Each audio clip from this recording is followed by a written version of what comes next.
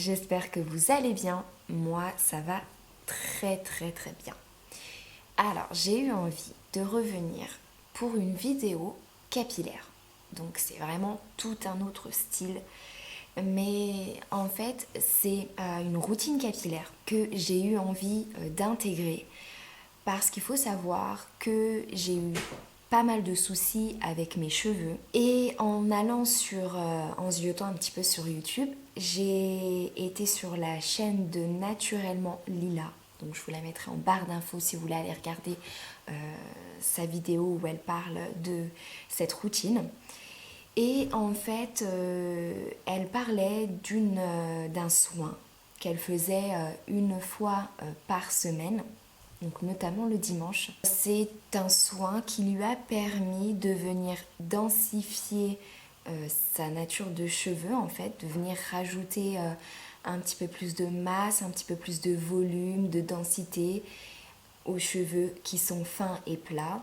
Je me suis dit pourquoi pas tester, sachant que jusqu'à présent j'ai vraiment tout essayé par rapport à mes cheveux pour essayer d'éviter la perte de cheveux, pour aussi stimuler la pousse et aussi pour éviter les pellicules parce que je suis quelqu'un qui a de l'eczéma qui me provoque en fait des pellicules, donc des démangeaisons, et ça c'est une catastrophe et j'ai trouvé aucun traitement. Bon, je pense que le mieux ça serait que j'aille voir un dermato, mais je suis pas le style à prendre des produits qui sont assez néfastes pour les cheveux, tout ce qui est des produits de grande distribution en grande surface avec tout ce qui est sulfate, parabènes et silicone. J'ai déjà testé il y a quelques temps en arrière et honnêtement c'est pas solutionner le problème, c'est pas soigner le souci des cheveux, bien au contraire c'est juste camoufler et aussitôt que vous allez arrêter de prendre ces produits là, le souci va revenir. Donc moi je suis quelqu'un d'assez bio, assez voilà, j'aime les soins très naturels. Donc je me fournis généralement sur le site Aromazone et j'ai trouvé des poudres en fait justement que Naturellement Lila parle. Et en fait c'est un combo de poudres qui ont certaines vertus et qui vont venir en fait améliorer le cheveu, la pousse de cheveux, éviter la perte de cheveux et tout le tralala. Donc ces poudres, c'est des poudres ayurvédiques, compliquées à prononcer. Donc elles ont toutes certaines vertus. De toute façon, je vais vous les présenter. J'ai reçu ma commande aujourd'hui de chez Aromazone qui est venue dans un carton comme celui-ci. Alors, j'ai eu en première poudre, donc j'ai choisi la poudre de Shikakai. Donc c'est une poudre qui a des vertus nettoyantes du cuir chevelu tout en rendant les cheveux doux et soyeux. Donc elle nettoie et fortifie les cheveux. Donc la voici. Ensuite j'ai pris la poudre de Brahmi, voilà, qui se présente comme celle-ci. Et elle est réputée donc en Ayurveda. Cette poudre est connue pour renforcer et épaissir le cheveu fin. Elle est également utilisée pour purifier et illuminer la peau. Donc c'est un fortifiant et purifiant. Ensuite, j'ai choisi la poudre de cachure de Sungandi. J'espère que je prononce bien, parce que ça a vraiment des noms très compliqués à prononcer. Donc celle-ci, c'est une poudre issue de la tradition ayurvédique. Elle s'utilise dans les préparations pour fortifier, embellir les cheveux et stimuler leur pousse. Elle ne fonce pas les cheveux clairs et son odeur fraîche laisse la chevelure délicatement parfumée. Donc fortifiant, et celle-ci, elle est stimulant pour la pousse. Ensuite, il y a la poudre de Kapoor Kashli. Donc celle-ci. Alors, cette poudre est connue pour rendre les cheveux plus épais et brillants et pour stimuler la pousse également, tout en laissant un agréable parfum sur la chevelure. Donc, elle donne force et brillance pour cette poudre-là. Et la dernière poudre, c'est la poudre de plante Bringajak bringarage. C'est dur, hein. Alors, celle-ci, elle s'utilise pour préparer des masques capillaires en mélangeant avec d'autres poudres et de l'eau. Donc, elle est réparatrice et fortifiante. Donc, j'ai fait en sorte de prendre des plantes qui vont accélérer la pousse, d'autres qui vont venir fortifier, d'autres qui vont venir purifier le cuir chevelu pour justement éviter tout ce qui est pellicule. Et on va aussi avoir des poudres qui vont éviter la perte de cheveux. Donc en fait, ce combo-là, normalement, va faire en sorte que les cheveux, au fur et à mesure, donc ça vient pas en claquant des doigts, il faut être vraiment rigoureux. Donc naturellement, Lila nous dit qu'il faut au moins faire ce masque capillaire une fois par semaine.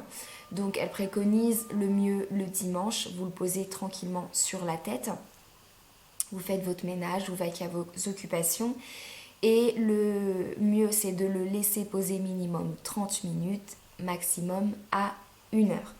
À savoir que c'est certaines poudres pour celles qui ont les cheveux clairs à éviter de poser trop longtemps sur les cheveux et de les utiliser trop souvent, surtout la poudre de henné neutre parce qu'elle va venir quand même teinter vos cheveux au bout d'un moment au fur et à mesure.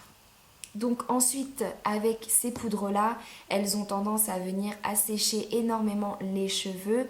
Donc le mieux, c'est de venir rajouter à la préparation une huile. Quoi de mieux pour les cheveux fins et plats, c'est l'huile de ricin qui a vraiment des vertus top.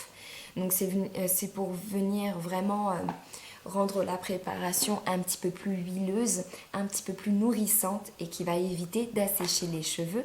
Donc cette huile, elle est fortifiante et réparatrice. Donc si vous avez les cheveux crépus ou si vous avez les cheveux abîmés, cassés au niveau des pointes, asséchés, pour venir les réparer, je vous conseille l'huile de ricin. Et même aussi, si vous voulez l'utiliser de temps en temps, vous pouvez l'utiliser au moins en faisant un masque une fois par semaine.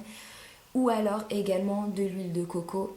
Si vous avez les cheveux qui sont vraiment secs, le mieux, ça va être un bain d'huile, soit de coco ou soit d'huile de ricin. Vous pouvez aussi ajouter avec un petit peu d'huile d'olive. Voilà.